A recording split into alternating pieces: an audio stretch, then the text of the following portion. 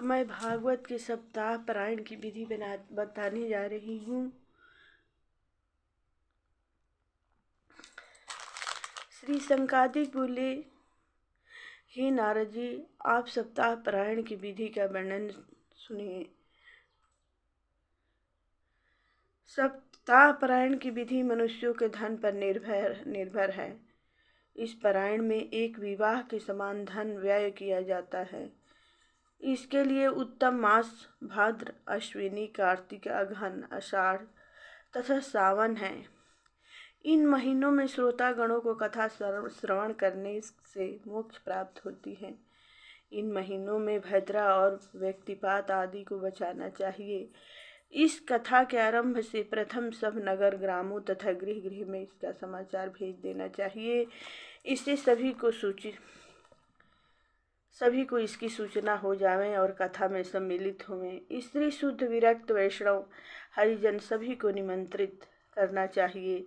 किसी का अपमान नहीं करना चाहिए। कथा श्रवण का स्थान नदी का तट, तीर्थ स्थान, वन में अथवा अपने गृह में उत्तम होता है। उस स्थान को भली प्रकार सजाकर, झाड़ बहार कर के, लीप पोत कर अथवा धोकर के घेर अन्न आदि के चौक बनावें। सब स्थान स्वच्छ और सुगंधित युक्त केले के खंभों तथा ताम्र के पत्थरों से सजावें। कथावाचक के लिए सुंदर मंडप जो पत्र, पुष्प, फल, झंडियों आदि से सजा हो बनावें। वक्ता के लिए उत्तम व्यास गद्दी बनावें। वक्ता यदि उत्तर की ओर मुँह करके बैठे तो श्रोतागण पूर्व की ओर मुँह करके बैठे। वक्ता श्रोता दोनों के मध्य में पूर्व दिशा अवश्य आ जानी चाहिए। वक्ता पुरुष विष्णु भक्त, विवेकी और समझाने वाला विद्वान ब्राह्मण होवे। लंपट, लोभी, नास्तिक ऐसे ब्राह्मण को वक्ता न बनाना चाहिए। वक्ता कथा प्रारंभ वाले दिन से प्रथम दिन और फिर कथा के मध्य में न करावें।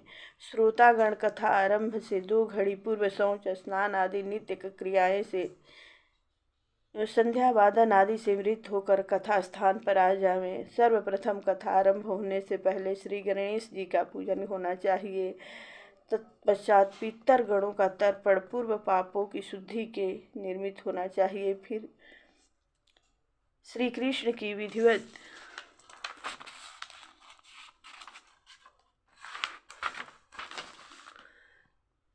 पूजा होनी चाहिए। उनको नमस्कार, प्रदक्षिणा तथा कीर्तन होनी चाहिए। धूप, दीप, देव, चंदन आदि से श्रीमद् भागवत की पूजा होनी चाहिए। नारियल का फल भी भेंट करना चाहिए। तत्पश्चात वक्ता का पूजा होना चाहिए।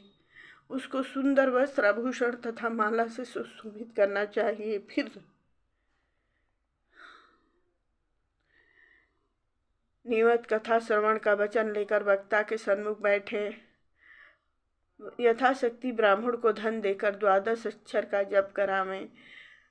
विद्वान वक्ता सूर्योदय से कथा आरंभ करें और 3:30 पहर मध्यम स्वर से भली प्रकार समझा कर कथा कहें।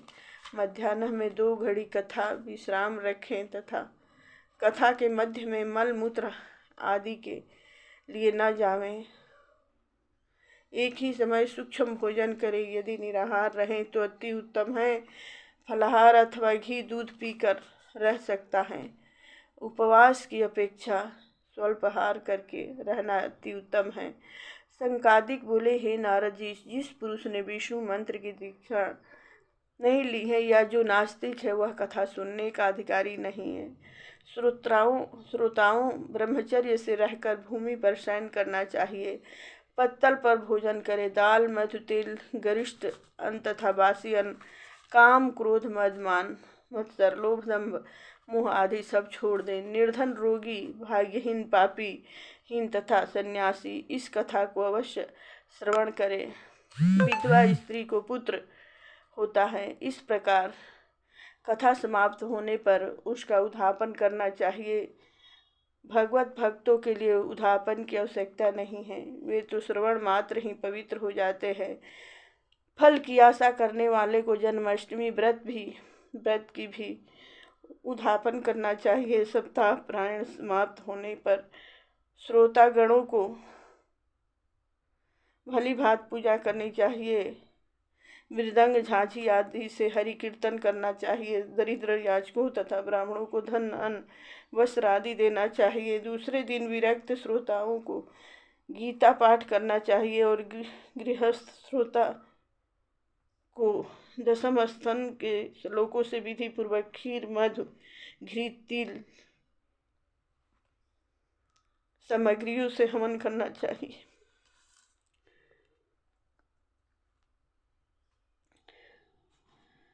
तत्पश्चात विष्णु सहस्त्र नाम का पाठ करना चाहिए। इन कर्मों के समाप्त होने पर 12 ब्राह्मणों को उत्तम उत्तम भोजन, खीर और मध मिश्रित कराने चाहिए।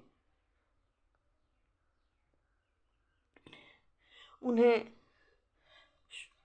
सुवर्ण और दूध देने वाली गौ का दान करना चाहिए। यदि वह विशेष धनवान है तो सोने का सिंहासन बनवाकर उस पर श्रीमद् भागवत ग्रंथ रखकर वक्ता को देवें।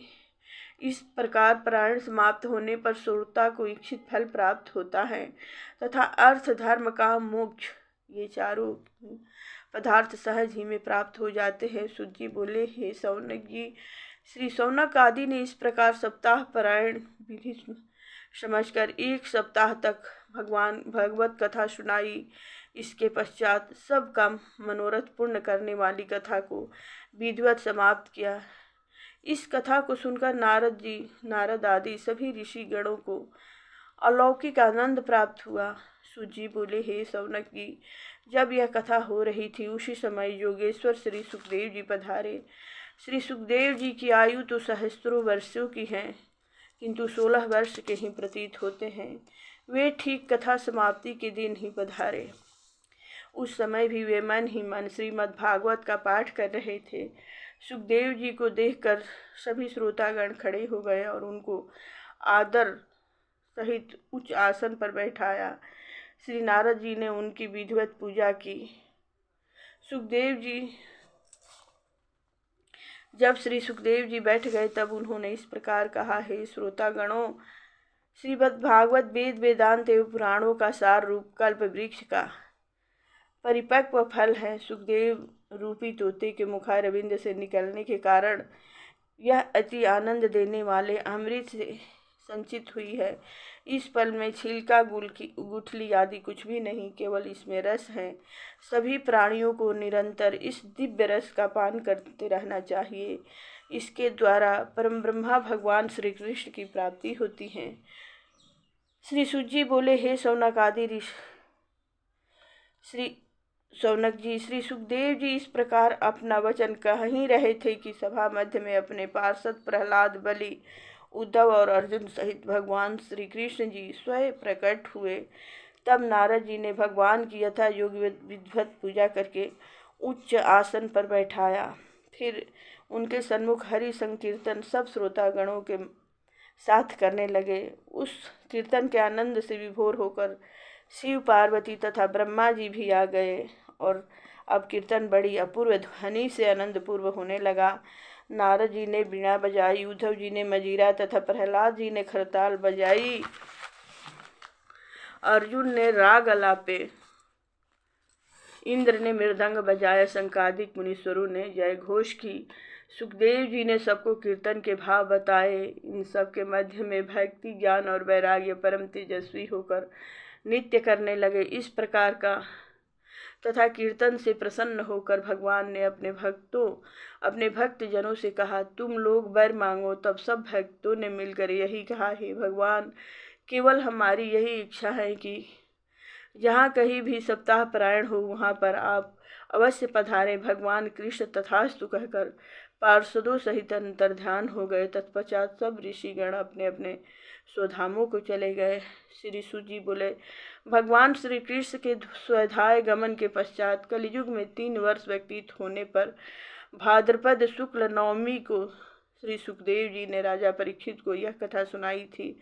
उसके पश्चात कलयुग में तो 100 वर्ष व्यतीत हो जाने पर आषाढ़ शुक्ला नवमी को गोकर्ण ने धुंधकारी प्रेत को यह श्रीमद् भागवत कथा सुनाई थी। तत्पश्चात कलयुग के 3 वर्ष और व्यतीत होने पर कार्तिक शुक्ला नवमी से शंकादिक ने श्रीमद् भागवत की कथा नारद जी से कही थी। प्रेम से बोलिए भागवत भगवान की जय हो। श्री भागवत भगवान की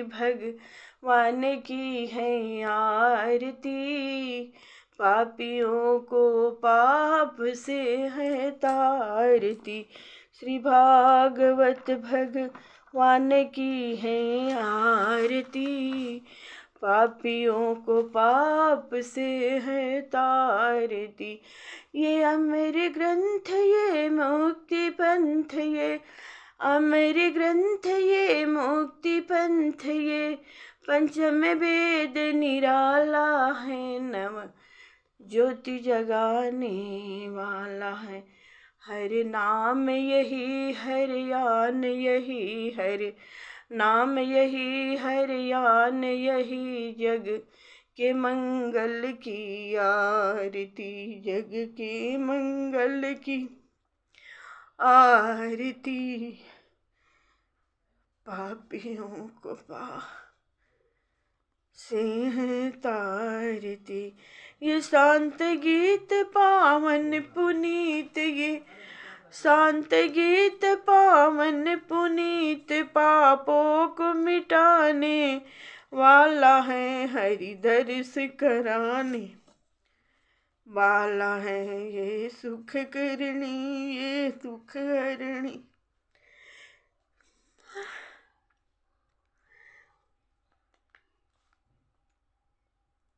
जय प्रभु। ये सुख करणी ये दुख हरणी, श्री मधुसूदन की आरती, श्री मधुसूदन की आरती।